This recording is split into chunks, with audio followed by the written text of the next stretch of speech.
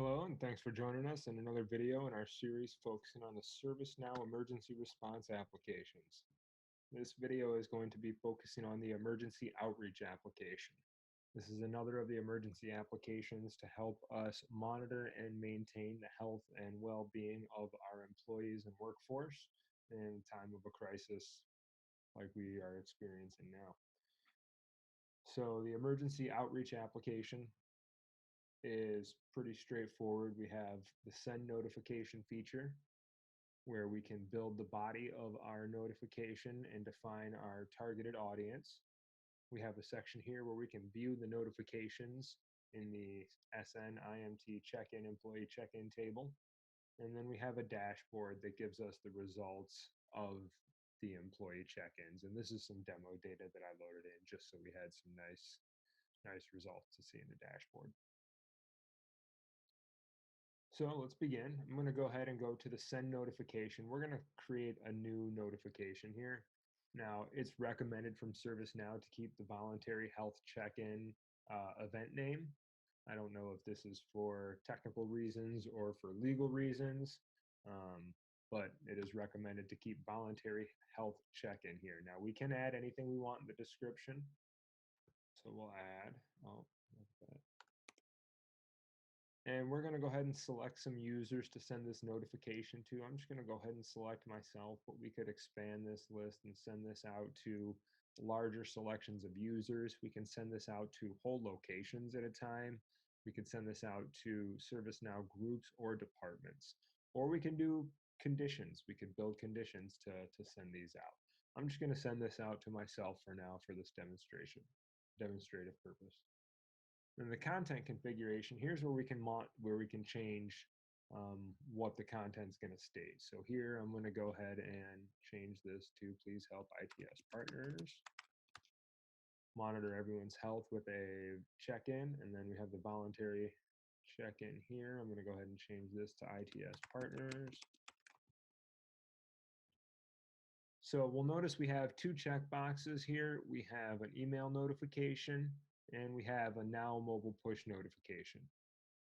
So this system is currently out of the box set up to send notifications via email and the new ServiceNow mobile application. So caveats being you do have to be on New York or better, and you have to be running the new ServiceNow mobile app to get the notifications on the mobile application.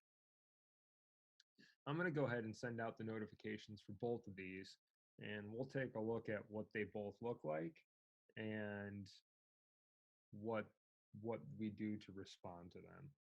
So I'm going to go ahead and I'm going to save this record.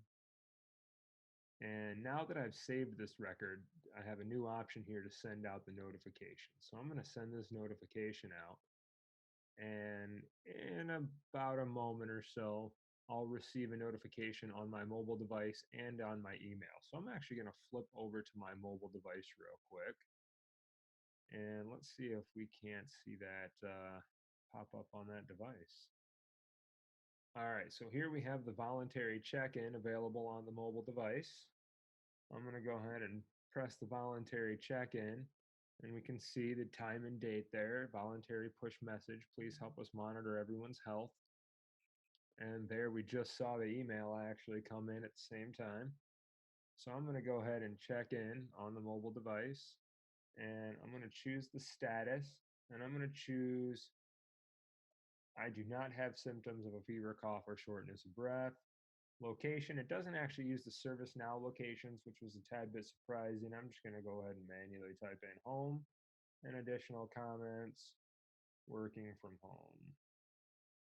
And I'm going to go ahead and submit this. And there I got the thank you for checking in. Now, since we're here and on the mobile device, I'm going to go ahead and show you what the email looks like too.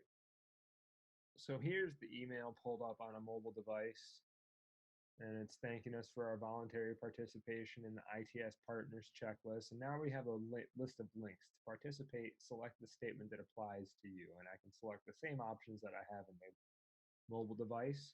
And if I make this selection, it's just going to build a response email, and I can go ahead and send this email, and it's going to send that response back. And we're going to get the same thing in our um, Outlook clients, or if we're using any sort of web client, Microsoft, Google, any of those, we're going to get the same thing. We're going to get links. We click on the links. It will prompt a reply email, and that reply email will come back with the subject line containing the data that's needed in ServiceNow. So let's go back to our ServiceNow instance here. And let's go ahead and take a look at the view notifications. So go back into this notification that we created here. I actually didn't need to leave, I just needed to refresh the page. And I can see that Atomedi acknowledged. I do not have symptoms. I acknowledged via the mobile app. You notice I acknowledged via the email after, and it didn't acknowledge the acknowledgement. It read the Now Mobile app, and it kept that value. Now, if I were to resend this, I could absolutely overwrite it. So I'm going to go ahead and resend this notification. Actually, I have to change this value, not that value. So it will only resend the notification to users who did not respond as acknowledged. So because I'm acknowledged, it actually will not resend that to me, which is good. If you have a list of 15 users, 7 of them acknowledged, and you want to resend it to the ones who didn't, you can just push resend notification, and it'll resend that notification to those users who didn't acknowledge. And the ones who did, don't have to worry about it. So I'm going to change my response to not acknowledged. Okay. And I'm going to go ahead and resend the notification. Let's see, it's acting kind of funky because I responded with numerous types of data, but playing around with the records. But we can see that it shows them both. I'm going to go ahead and respond via the email again, and we'll see how that record looks. In the meantime, we can see the dashboard here has another user notified. I do not have any symptoms. We have 2. We see myself in there. I just got the email again, so I'm going to go ahead and I'm going to acknowledge over the email. I'm going to acknowledge that I'm having symptoms of fever. And then if we go look at the view notifications again and check in again, give that a little time to process, I suppose. And I'll acknowledge that one more time. This is about it for the emergency outreach. Very similar to the emergency self-report, what we do with the data that we get back here is really going to depend on what we're doing as a company to respond in this emergency, right? A lot of companies are going to be responding very differently. For example, the company I'm working for went completely remote. So keeping track of our end users, of our employees, of people like myself, is very important in a time like this, especially when we have people who aren't used to the remote work life.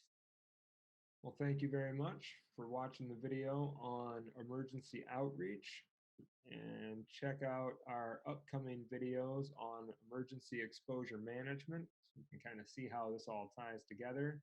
And then we're going to have a nice long video on emergency response operations. Thank you very much.